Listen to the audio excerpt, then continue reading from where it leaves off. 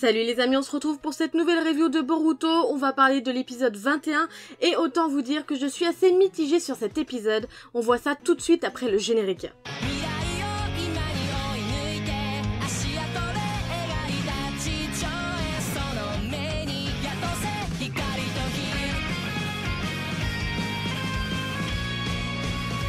Premier point à noter que je n'ai pas forcément apprécié dans cet épisode, c'est dès le début, juste avant le générique, on a le droit à un petit récapitulatif du début de l'arc.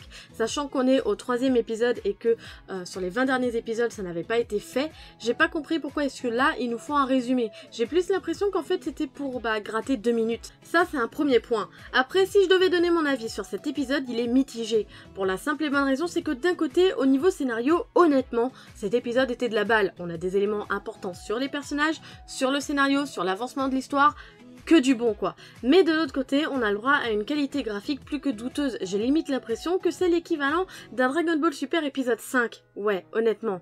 Parce qu'il y a certains plans qui vont être super bien dessinés, généralement les gros plans, mais par contre tout ce qui est animation, mouvement, etc., c'est carrément à côté de la plaque. Par exemple, la scène où Sasuke s'attaque à Shin Uchiwa, oui, parce que maintenant on connaît son blaze à ce Gugus. Eh bien, ouais, c'est moche. La scène où Sasuke attaque, c'est vraiment pas beau. Bon, ok, l'animation sur son œil où il fixe différents points, etc. à la suite, ça c'était cool. Mais après, le reste, c'est vraiment pas beau.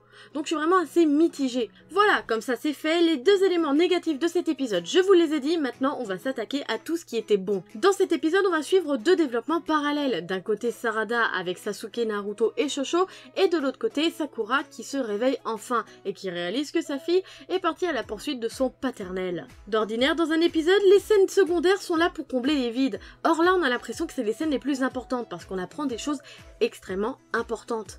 En l'occurrence, le fait que Sarada a éveillé son Sharingan depuis longtemps. Si on doit se remettre dans la chronologie, on a le début de Boruto, le spin-off de Naruto Gaiden, donc au moment là où on est, et ensuite le film Boruto. Or là, on apprend que Sarada l'a éveillée depuis longtemps. Mais alors, à quel âge l'a-t-elle éveillée? Parce que ça voudrait dire qu'il y a des chances qu'elle l'ait éveillée avant son oncle Itachi. Et il me semble, si ma mémoire est bonne, que Itachi était le plus jeune à l'avoir éveillée. N'hésitez pas à me le dire par commentaire si je me trompe, si j'ai raison, et surtout à quel âge il l'a éveillé pour qu'on voie à peu près. Autre élément important de cet épisode, c'est pendant l'affrontement de Sasuke avec Shin Uchiwa Ier, qui a d'ailleurs revêtu la tenue de l'Akatsuki, car celui-ci veut faire renaître l'organisation. J'aimerais qu'on se concentre un petit peu par rapport à son attaque. Grâce à sa pupille, il a réussi à faire téléporter la lame de Sasuke dans le ventre de Naruto. Donc après, est-ce que c'est en contact avec son sang? Je ne sais pas, je pense, j'en suis presque sûre. Mais son attaque m'a rappelé énormément l'attaque phare de Minato Namikaze, le 4e Hokage. Vous vous souvenez avec son kunai quand il se téléportait? Bon, c'était lui qui se téléportait en l'occurrence. Mais là, ça m'a fait un peu penser à ça. Également, il y a eu un petit moment qui a éveillé mon cœur de fangirl de Sasuke. C'est le moment où il fait « Katon, boule de feu suprême !» Ouais, je le fais en français. Mais c'est bon quoi, j'ai grandi avec et j'arriverai pas à répéter ce qu'il dit, donc laissez-moi tranquille. Un autre point que j'ai trouvé très sympa dans cet épisode, c'est le fait que Sakura soit quand même assez mise en avant. Déjà par son arrivée plus que remarquée, mais aussi par le fait que voilà, elle va pas directement vers Sasuke, elle montre bien que sa fille c'est vraiment tout ce qu'elle a et c'est la chose la plus importante qu'elle a au monde. Parce que bon, c'était quand même la nana qui a passé toute sa vie à faire la fangirl devant Sasuke, à faire « Ah Sasuke !»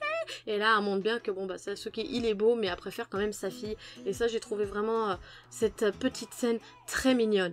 Bon, après, elle se fait enlever. Bah oui, parce que sinon, c'est pas drôle. Et elle se retrouve face à toute une bande d'ennemis qui l'entourent. Et on enchaîne directement avec la preview de l'épisode de la semaine prochaine, donc l'épisode 22, qui sera un épisode de retrouvailles puisqu'on va revoir beaucoup de personnages importants de la série Naruto Shippuden. On va avoir du l'Orochimaru, on va avoir du Suigetsu, on va avoir aussi... Non, pas tout de suite, je ne le dirai pas, mais on voit ces deux éléments et peut-être qu'on en verra une troisième. À moins que ce soit l'épisode d'après. Ou alors ça va s'arrêter à ce moment-là où... Ouais, je pense que ça va être ça ma théorie. Je pense qu'à l'épisode prochain, à la fin, on va voir Karine. Et la Sarada va la voir et elle va dire « Oh, serait-ce ma mère ?» Et là on aura le générique. T'inquiète. Moi je vous parie tout ce que vous voulez que ça se passera comme ça. Et voilà, cette nouvelle review se termine, j'espère qu'elle vous aura plu. N'hésitez pas à me le dire par commentaire, à me dire ce que vous avez pensé de cet épisode, à me dire d'ailleurs sur les quelques points que je vous ai éveillés si j'ai tort, si j'ai raison ou pas. Dites-moi comment vous pensez que va se dérouler l'épisode de la semaine prochaine, tout ça par commentaire. Likez, partagez la vidéo, vous commencez à connaître et surtout abonnez-vous à la chaîne si vous ne l'êtes pas. Sur ce, moi je vous laisse à la semaine prochaine. Tchuss!